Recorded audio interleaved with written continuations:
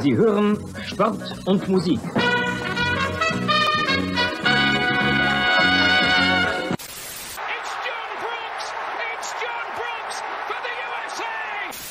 Spiel ist aus! Deutschland ist Weltmeister! In a world where fans fight over whether to call it football, or soccer, two German men defy the odds and call it Fußball. Bringing you inside the German-American football experience. And now, here are your hosts, the Schnitzel Boys. Jawohl! Ja! Hallo!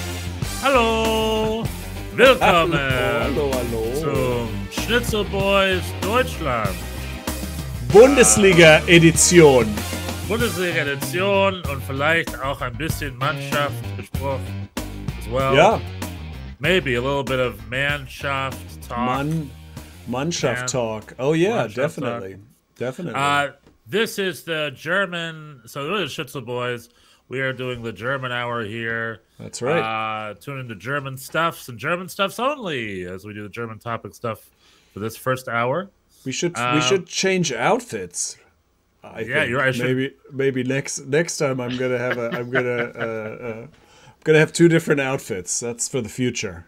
It's a good idea. We have our MLS garb on, but what you gonna do? It's playoff time. I will not take it off until we are eliminated.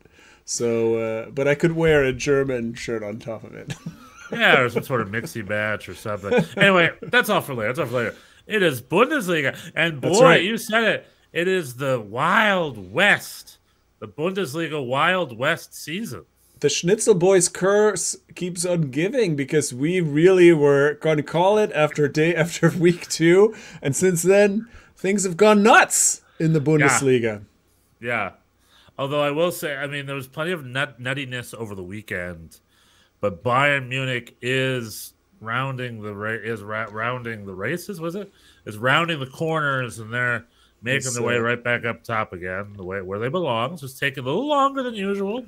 We have 11 match days in, and Bayern haven't been on top of the table, I think, since match day 2 or 3 or something. Yeah, something like that. That. So this must be the longest they have gone without for at least 10 years. Quite some time. I remember when Louis van Gaal was their coach. Was it Louis van Gaal time? Remember, like they weren't doing well their first half of the season. And I think they either sacked Louis van Gaal or something happened. They just turned it around. In the second half of the season, they came back and they won everything like usual. And blah, blah, blah. But I remember there was a little bit of a sloppiness there. Or maybe it was also the Niko Kovac era. Remember, he started off a little sloppy, and then that's when Hansi Flick took over. Then they became like the best they've ever been. I don't know. But many I think periods of Bayern dominance. We'd have to check the stats, but yeah, they're still not in first, even though Union Berlin had such a big lead that they could afford to lose and still hold first place. The big lead lasted 1 week as Union Berlin got thwarted by the mighty VfL Bochum, who I also was ready to give up on. That's right. Their new coach, Streich. No, what's his name again? Thomas Lertz. Thomas Lech. Lech. I'm sorry, right? Thomas Lech. Thomas Lech. Thomas Lech. Because this is 2 good weeks in a row. Because Bochum had a good game against Union Berlin this weekend, but they also won last weekend, if I'm not mistaken, as well, right? No. Last week they lost in Stuttgart. But the weekend before they beat Frankfurt at home. There you go. Frankfurt, they were a little bit weakened after their midweek Champions League game, I thought. And that was not a good. And last weekend they did not look good in Stuttgart. Right. But all the celebrations in Stuttgart as we fired our coach, everything got turned around. We are a new team. Listen, if you beat Bochum at home, that doesn't mean that much. They went to Dortmund and got their asses kicked 5-0, 5-0. 5-0. So they still have work to do, but Bochum, yeah, very convincingly beat Union Berlin, and it really was a convincing win. It was not just a fluky thing. They definitely were dominant. Did you see this game? I think I saw the second half of this game. And it was, again, Union Berlin didn't have much to offer, did they? Because Bochum had an early goal, and then I want to say in the 53rd minute they got a second, right, to be like, all right, let's do it. And the game ended 2-1, was it? Mm-hmm. Yep. Mm-hmm. So Union Berlin was able to pull one back, was a little bit too late. Jordan Pifak, who was feared to be perhaps injured from last week, played. I think he started the game. He was taken off the field. He didn't do much. And I guess on the Reddit boards, people are a little concerned about his form. I guess he's been without a goal in 13 appearances or something crazy like that. Mm-hmm. I don't think that can be right, but I mean, it could be. I don't know. So, maybe his form is cooling down. I'm not too worried about it. But, again, another game without a goal from Jordan Pifak. So, whereas more traditional number 9s are scoring for the national team. So, for the U.S. fans, their whole bring Pifak argument, as I guess, is cooling down a little bit, whereas other strikers are like Ricardo Pepi and Josh Sargent are still performing. Yeah, Pepi scored again, right, in Groningen. Groningen against PSV or whatever. I don't know how they say it. PSV. Just made that up. PSV. Groningen beat PSV. Yeah, big victory for them with a goal, and I want to say an assist or two also from Pepi. He was involved with a couple of goals. So it was a very big win-win between him and Augsburg, because since Augsburg got rid of Pepi, Augsburg's been in pretty good shape as well. He was holding them back. He was holding them. They were holding each other back, I guess. Do you have any other thoughts on the Bochum game, or how are you liking the Lech? What are we thinking here? Think it's I mean, definitely improved, right? I mean, I still think the squad is I'm not saying. I mean, we have a ways to catch up, but yeah, thanks to Hertha beating Schalke in the latest game on Sunday, we no longer are last, and so things are looking up. I mean, the team is playing hard. They're trying. They always have. It never felt like they weren't trying. It feels like they're missing some quality really in everywhere defensively. And they also got a little lucky. Pantovic, a former Bochum player last season, decided to take a penalty kick. That was really, I thought, also very odd VAR intervention. It seemed like a very soft call for them to get involved. But anyway, Pantovic decided to take it, and he and Manu Riemann saved 5 penalties this season, which I think leads the top 5 leagues in Europe. No other goalkeeper has saved that many. So, it still takes a lot for us to win a game. So it's I'm not saying, oh, this is the big turnaround. But it was great. It was fun to watch, and there's some hope, of course. 17th is better than 18th, so we're trending in the right direction. I would say about Union Berlin, they a little bit like maybe the Red Bulls or the New York Red Bulls, they sort of embrace chaos and sort of winning ball back in good positions, and just they're just embracing sort of the randomness of the game, and so that served them well most of the time. But then you also, every once in a while, they'll have a game like this where they look like just nothing's happening for them, and I think that was one of those. I don't think this is also doesn't necessarily mean like that they are now going to crumble. It was just one of those games. Union Berlin plays a type of football or Fußball that's fit against mid-level and big clubs. Mm-hmm. When they play against clubs like a Bochum, or they probably have the same problem against Schalke, they really need to change it up, because Berlin would love for you to have the ball and run with the ball and hang out with the ball, and they just want to take it from you and hit you fast. That's Berlin. They want to take it direct. If you're playing against a club like Bochum doesn't really know what to do with the ball either. So it's like they're very used to sitting deep. Yeah, they're very used to sitting deep. So now earlier don't want to abandon their back line, and they don't really want the ball. So that's in rare situations like that, it could be a 50-50. And Bochum at home, right? In Bochum, they had the game. It was their fans, their people, they were on it. And they're definitely a little tighter defensively. I mean, that was a real problem early in the season, that they were just shipping goals left and right and had their center backs be pretty open. And so that's getting better. And so, I mean, that's just the minimum requirement. If you're going to give up 3 goals every game, you're not going to. I mean, that's just pretty obvious. So that seems to be going better. And it seems like, Schalke is now the worst team in the league. Not just gefühlt auch, as well as looking at the table. Well, anyway, congrats Bochum for being off the bottom. Maybe there's a little hope yet to salvage your season. Bochum's on the bottom. They also got rid of their coach. We're sort of in a place where a couple clubs got some new coaches. Bochum with their new coach Letz, and Schalke fired Frank Kramer, I believe, who's their coach. And their interim coach is now taken over. And he had a news conference saying, like, it's a bad pit. We all feel bad, but we need a challenge. We're coming up from the second division. We need a challenge, and we have a challenge ahead of us. So again, with Schalke, it's dangerously looking like a repeat of 2 seasons ago, where they hopelessly sunk themselves last, and the season was dead early. And is Schalke about to enter the same fate? I don't know. We'll see if their new interim coach can get a little something out of them or something. But it's not looking good for Schalke.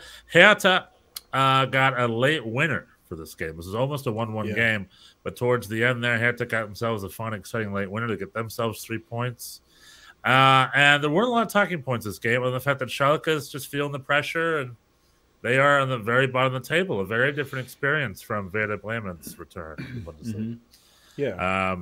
Of the 2 clubs making their way down and making their way back, Werder Bremen seems to be doing a much more stable method.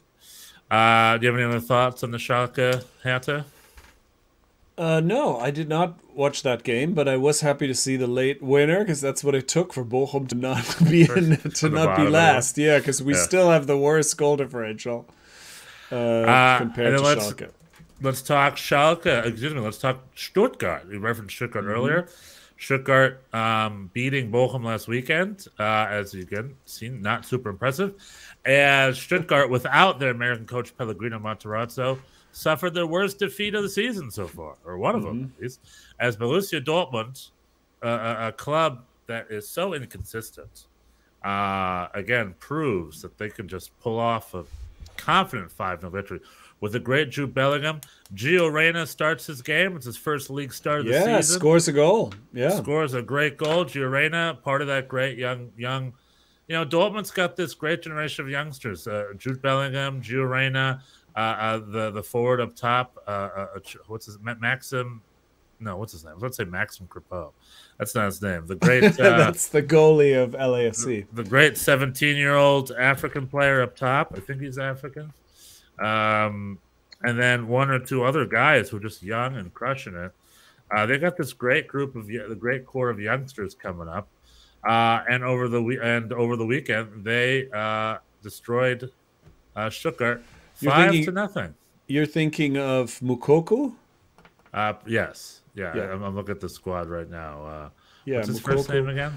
Yusufa Moukoko, who's 17, right? He's German, I think. I mean, maybe he's German. Yeah. That's why I said, maybe his parents were African. He himself is German. I don't know. Yusufa Moukoko, German. He was born in Cameroon, but then I guess he moved here at a young age. Transferred to Dortmund's youth academy. Yeah, good for him. He was in Cameroon till he was 10, and then he moved to Germany in the summer of 2014. Very cool. And he has an advertising contract with $10 million with Nike. Wow, that's Good nice. for him. That's Good for him. That's very good for him. Great. Very good for him. Yusufa, well done. Well done. Yeah, but they got a great young core. But again, the consistency. They destroy Stuttgart 5-0, but tomorrow they play Manchester City. Yeah, let's see how that goes. We'll see how that goes. I don't know.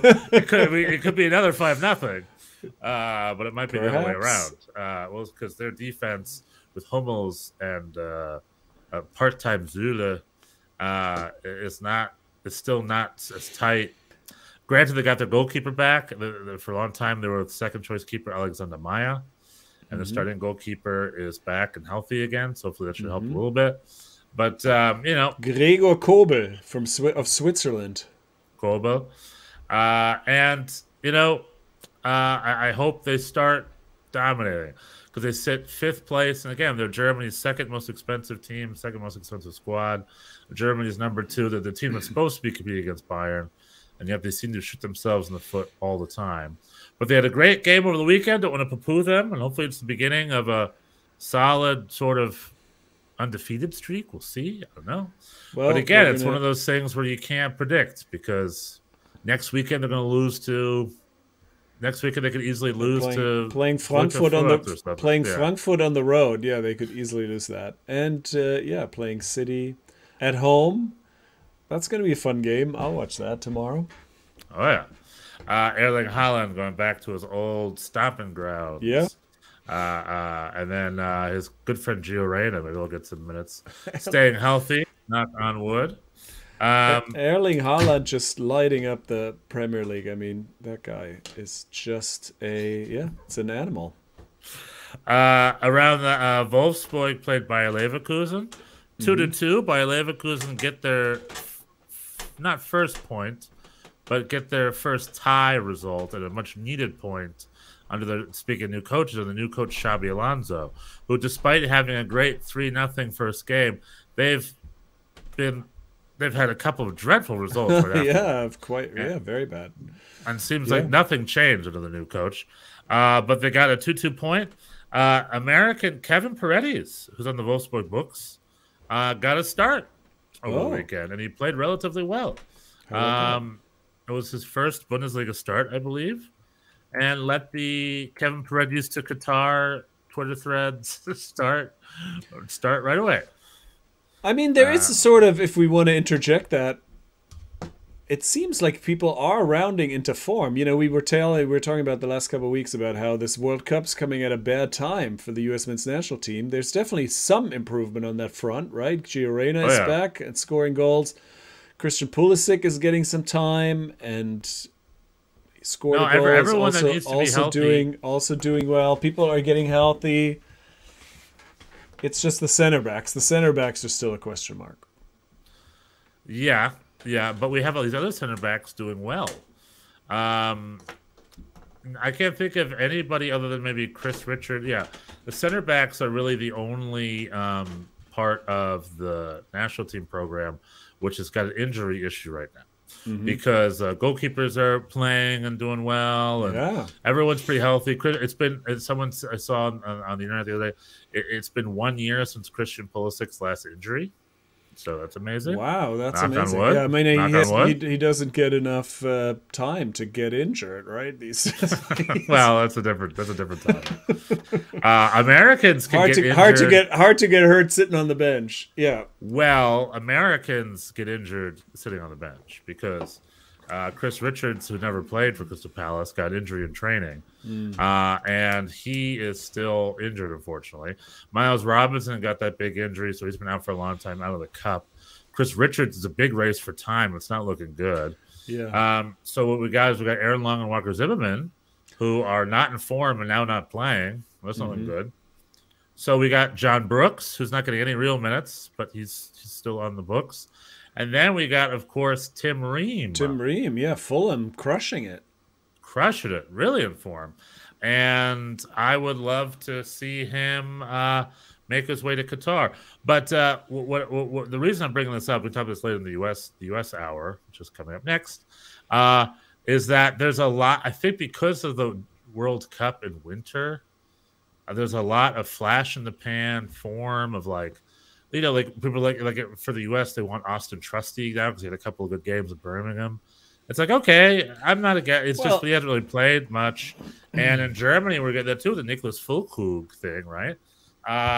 But a new number 9 contender just jumped onto the scene for the Deutsche Mannschaft, and his name is I have to look this up. It's not an easy name. He is now also on the lips of like bring him to Germany. I should bring him to Qatar. His name is what's his name?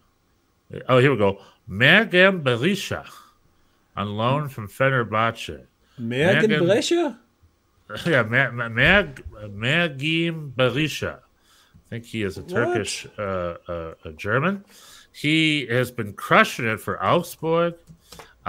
He scored, assisted a goal over the weekend against RB Leipzig, and there's this very, very small contingent of Augsburg fans who want to bring that dude to Qatar as the number 9. Mergem Berisha. I had no idea.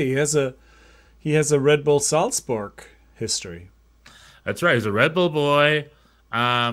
He is a young, exciting forward, number 9, scoring and assist in Germany, and now there's a small movement to have him be included in the Deutsche Kader, the squad. And he's on loan from Fenerbahce, but he is not Turkish. I'm learning he is from Kosovo. That's his. Is he? His background, but he is also, I guess, he's a German national, so he would be eligible. German. Yeah, born. I mean, this is all played for the U21s. Yeah, this is all an expression of the weakness of that position. Not. Well, it's also there's an opening. Also, there's an opening, yeah. right? Like, there's no obvious. That's why these names get thrown around. And any German guy that scores a goal over the weekend, all of a sudden, it's like, bring him to Qatar. We need him. Bring him and to it's Qatar. always the people. I mean, with the U.S. men's national team, that's definitely a thing, right? That the person who's not playing. Right. Gets the fantasy is always better than the reality. The people who are not playing, it's like, how can he not start this guy? And then he brings them in and they start and they're like, oh yeah, okay, they're not really necessarily that much better than never mind. Never mind. Yeah. But you don't usually see that on the German team, and I think that is the fact that is happening is a sign that there really is some concern, right, at that position. Yeah. I mean, this reminds me of, it's a very shallow. We got Niklas Füllkrug, and then we got this Berisha guy. We still have Lucas Nemeka, and of course we got the Timo Werner, Kai Havertz sort of situation. Those are the more mainstream guys, but they're not strict number 9s. And it kind of reminds me of Euro 2000, sort of back to those days again, which is not great. Okay. I don't know if you remember. There was no obvious, Paulo Hinkie. Remember Paulo Hinkie? Vaguely. Or Paulo that was Rink? before the emergence of Miroslav Klose. Yeah. Right. It was right before Miroslav Klose. We had a guy named Paulo Rink, who played for Bayer Leverkusen, but he was Brazilian, born and raised. Mm-hmm. I think. Maybe his grandfather was Austrian. Oh yeah, something. I do remember. Right. So they naturalized him, and he was part of the Euro 2000 qualifiers and squad, which is considered one of the worst German squads of all time. And he played, and he was the number 9. And then when that ended, he was like an obscure player. I think he played in Greece for a little bit, and then he went back to Brazil and finished out his days in Brazil. He's just a Brazilian dude who played in Germany for a bit. They gave him a passport, and then they played on the national team for a Euro for a Euro Cup. So the tale of the obscure Paulo Rink, or in Portuguese and Brazil, you'd say Hinkie, Paulo Hinkie. So I just want to reference that to be like, if I have shades of that memory related to our current squad. Whereas our neighbors France have like Karim Benzema and $600 million man Kylian Mbappe up top, and it's like whatever they're doing, figure it out. I don't know why. Like I don't know why you got no number 9s, man. The German mega system with kids who are training after school, and they got fierce scouting and all these academies. There's no number 9s. the entire system, there's no number 9s. It's got to be someone. But figure it out. But right now, the opportunity is up for grabs, and all sorts of players want it. And like I said, we might see a surprise addition to that number 9 squad for Mergen Berisha. The reason I bring up Mergen Berisha is because he has been playing for Augsburg, and Augsburg had themselves the game of the weekend. Did you see the RB Leipzig-Augsburg game? I did see some of it, yeah. It was so much fun. Augsburg, who again got rid of Pepe, I guess exercised their demons, and they've been playing some really great football the last few weeks. Mm-hmm. They were up 3-0 against RB Leipzig, the mighty RB Leipzig. Now, RB Leipzig rotated a little bit. I think Nkunku was on the bench because RB Leipzig is getting ready to play Real Madrid tomorrow. Whatever. However, Augsburg defender Iago, who I believe is Brazilian, got himself one of the dumbest red cards I had ever seen in my life. Augsburg's up 3-0. RB Leipzig on a counterattack. In the middle of the field, he goes in, he swings a heavy tactical foul to get himself a yellow to stop the game. Smart. However, immediately thereafter, when the player gets up, he shoves him back down again with his 2 hands. He goes, "Oh yeah? Screw you," and shoves him on the floor like an idiot. You guys are up 3-0. It's the 70th minute. And the referee comes up to him, gives him a yellow card for the tactical foul, and immediately says, "and shoving," a second yellow card, and gives him a red. Mm-hmm. So it's 2 yellows and a red. He's like, "What?" It's like, "Yeah, you shoved the player. You're up 3-0. Don't let him egg you on like that." So he leaves the field, and now we have a 10-man Augsburg, and Christopher Nkunku enters the field. And in 20 minutes, RB Leipzig gets 3 goals. And they tie it 3-3 with a great free kick goal from Nkunku. Yeah. And there you go. And after the game, Niederlechner did not have nice words to say for his fellow teammate. It's just like, maybe just he screwed us over there. In the typical German fashion of just saying whatever's on your mind. And Augsburg blew themselves a 3-0 lead. They should have gotten 3 points. But they still got themselves a point. They still play good soccer. But overall, Augsburg, if they stay strong and stay smart and stay disciplined, they should be doing well. It's just funny to see a whole game essentially thrown away on one clear red card moment. It's very rare you see a red card affect a game that much. And RB Leipzig were talented enough to really take advantage of it and got themselves 3-3. So good on you, RB Leipzig, and good on you, Augsburg, for a fun, exciting game. RB Leipzig still not convincing. I was gonna say we're still waiting for these supposed contenders to get it together. The Leipzigs and the Dortmunds and the Leverkusens and Union Berlin is also they're pulling their weight, but we need these other teams to figure it out so that this wild season will keep surprising us. Yeah, it's all the major clubs except for Bayern are underperforming, and some would argue Bayern's underperforming with their 5 ties. Oh yeah, but they got a confident 2-0 win over Hoffenheim, business as usual for them, to put themselves within 1 point of first place. And I think teams 1 through 8 are all separated by 1 point each, so it is very, very, very tight at the top 8 in the wild Bundesliga. That was the RB Leipzig thing. I was with 3-0. Schalke wins. Schalke lost, yeah. Mainz beat Cologne 5-0, 5-0 on Friday. That's another chapter in the wild Bundesliga. Yeah. Mainz and Cologne are pretty even teams. Maybe Cologne's even. You would think you definitely, you could have probably made a lot of money predicting that. That was a surprising result. Freiburg beating Bremen, that was not as surprising, but. Yeah, Freiburg. Also, I would say Freiburg is a club that's keeping. Union Berlin are punching above their weight, and Freiburg are also punching above their weight a little bit. Same with Eintracht Frankfurt. Frankfurt and Freiburg have done a good job over the past few seasons, being really good middle, like punching above their weight, mid-table teams, and they're still keeping that up, which is good for them. Yeah. They're like the Sevilla of the Bundesliga, and I think they're doing a pretty good job. So good on them. It's really just the Dortmund, the Bayer Leverkusen, and the RB Leipzig. So I'm like, get your stuff together, man. Yeah, get your stuff together. And we spoke a little bit about die Mannschaft, the national team, and today there was some, I don't know if to call it news or not. Supposedly, Sportbild got their hands on the provisional World Cup squad.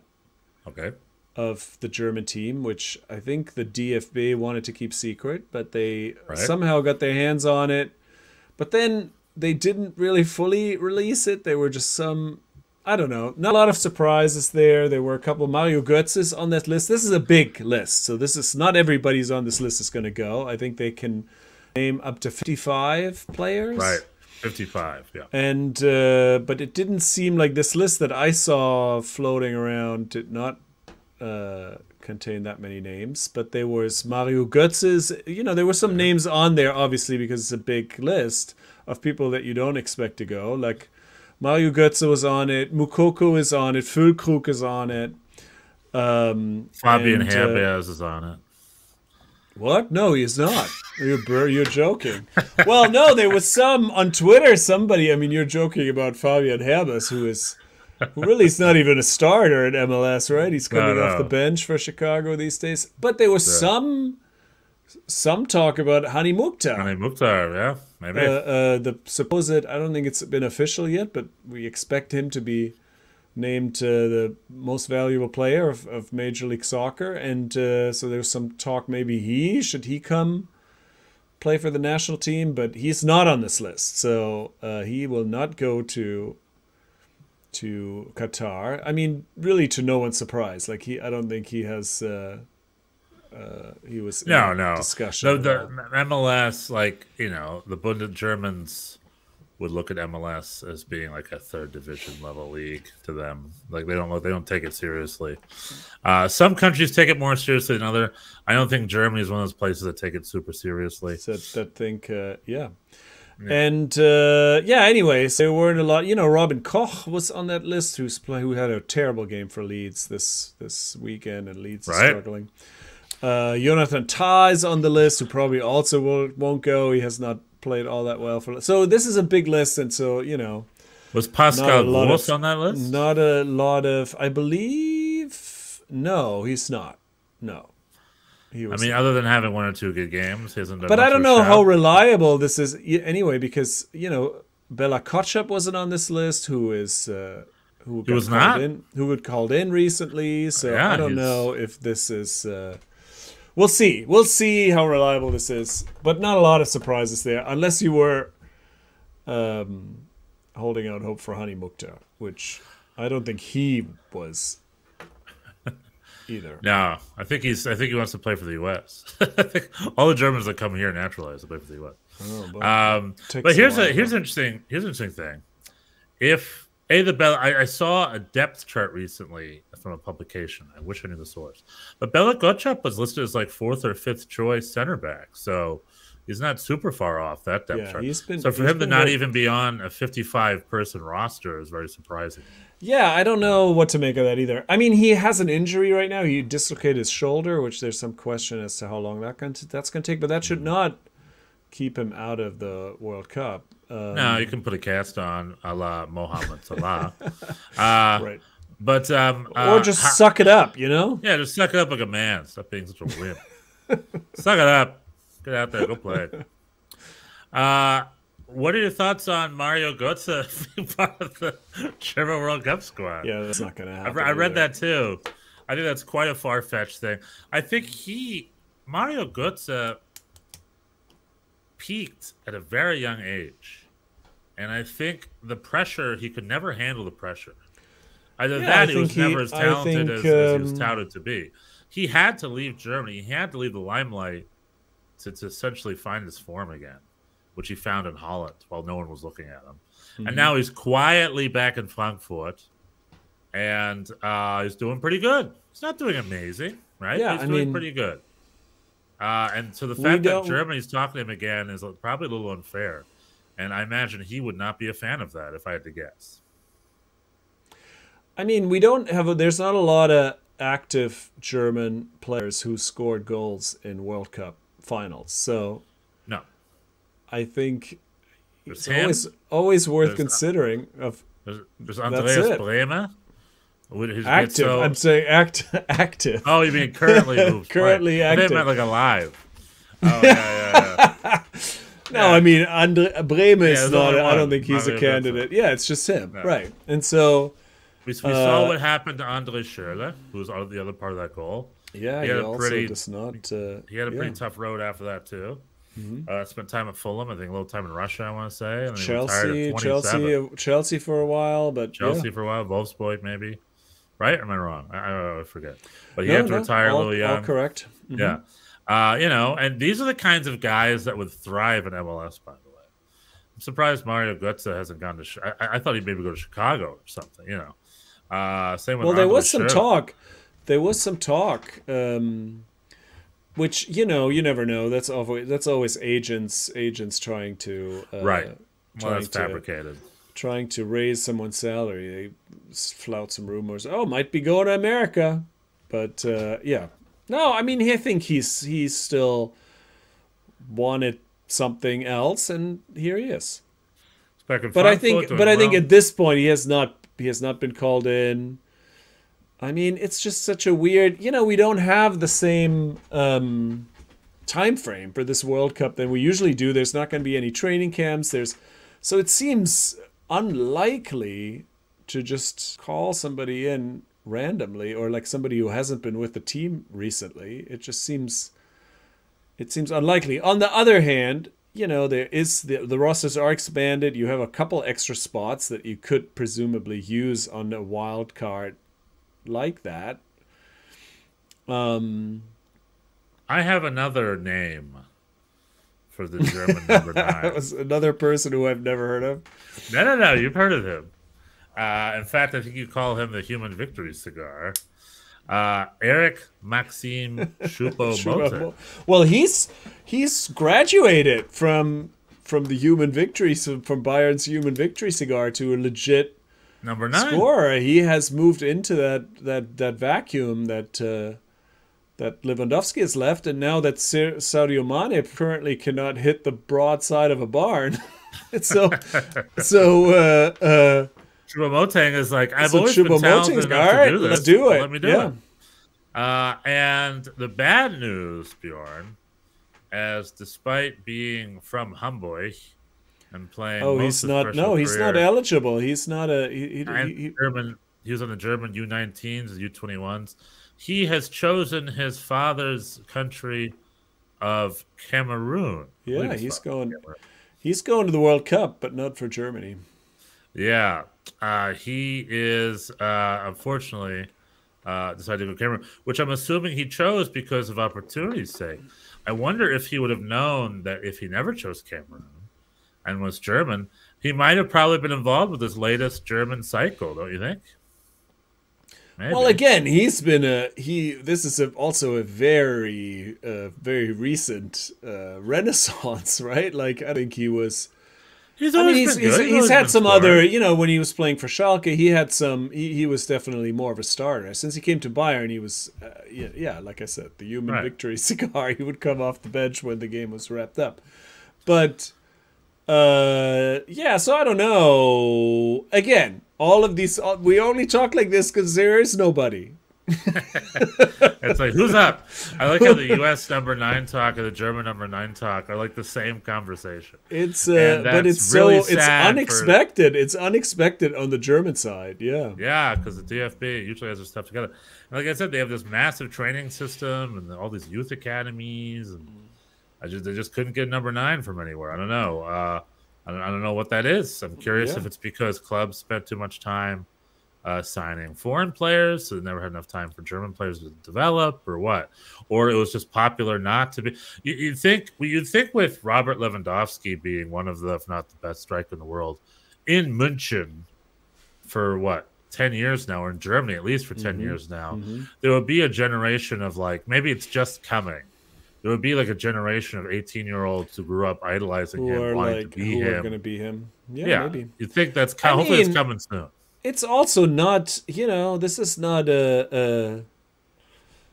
it's not unique to Germany, this problem. I mean, if you look at the teams at the World Cup, there's probably half of them who feel like they could use an upgrade in that position. I don't think this is, I mean, there are how many world-class strikers, real true Knipser number nines, do we have? They're hard to probably find. 5, 6, 7, 8 you could name, and then after that it's thin. It's not just, I mean, and that's why Klose was around for so long, because it's just hard. Good scores are hard to find. That's every team in the world is looking for a guy who scores 20 goals a season. And we found Miroslav in Poland. So who knows what? Yeah, and Lucas Podolski. That's a whole other discussion. Could we not, Lewandowski? Come on. I know they're all Polish. They're Polish. Lucas Podolski, Miroslav Klose, Robert Lewandowski. What happened with Lewandowski? He did not get. He didn't have enough German parentage. Didn't want to get on the same. Well, he didn't have German parents. That was his flaw. So you had something to say about Harry Kane? Well, yeah, I was going to say they don't need Hasan Salihamidzic came out and said that we will not be active in the winter transfer market. There were rumors recently that Bayern München are going to go for Harry Kane as a Lewandowski replacement. But I think Choupo-Moting quelled that. I think the sport director, Hasan Salihamidzic, came out and he's just like, nah, I think we're good. We have a deep enough squad for the rest of the season. We will not be active in the winter transfer market, essentially trying to kill the Harry Kane rumors. Now, granted, is this a tactic? I don't know. I don't think so. I think they're just being very honest. And I think he was pretty much saying, they did a lot of stuff, and they did a lot of stuff this summer. I mean, it's not like nothing happened. So, yeah. They got Choupo-Moting, they got Thomas Muller still, they got Leroy Sané, they got Sadio Mane, they got Serge Gnabry. Yeah. They're happy with they their have firepower. They have muscle, yeah. Got the firepower. So that's what I'm saying. They decided not to go in the winter transfer market window. All right. If I'm an MLS club, though, like the New York Red Bulls, I would try to sign Choupo-Moting to a DP contract. I think he would be a great addition. He's not going anywhere. He finally is scoring goals and getting playing time. He's not available currently, is he? He's 33. At some point, maybe. He just missed the World. He's going to do the World Cup or whatever. He's 33. Go hang out in Miami. I don't know, or New York Red Bulls. I don't know. Anyway, that's just my 2 cents on all that. All right. As we have a topsy-turvy Bundesliga weekend, and we have 5 Champions League games heading into the midweek. We have Dortmund, Manchester City. I mean, I love Dortmund, but you got to give that one to Man City, right? Maybe 2-1 Man City. What do you think? That'd be good, probably, for Dortmund. Haaland's going to want to impress, I bet. I don't know. Yeah, that's going to be a tough one. City they're good. It's in Dortmund. Gundogan too, another ex-Dortmund. Not to be, of course, everybody's going to look at Haaland, but he also is a former Dortmund player. So you have Marco Reus will not play due to yet another injury. Injury boy. And it's World Cup time. That means it's time for Marco Reus injury. So I'm going to give it to Dortmund. I'm going to give it to Man City. Sounds like you're also going to give that to Man City, right? Yes. Leipzig, Real Madrid. Yeah, this is also tasty. All of these matchups are actually quite good this week. Barcelona, Bayern München. Barcelona, Bayern. Yeah, that's Barca.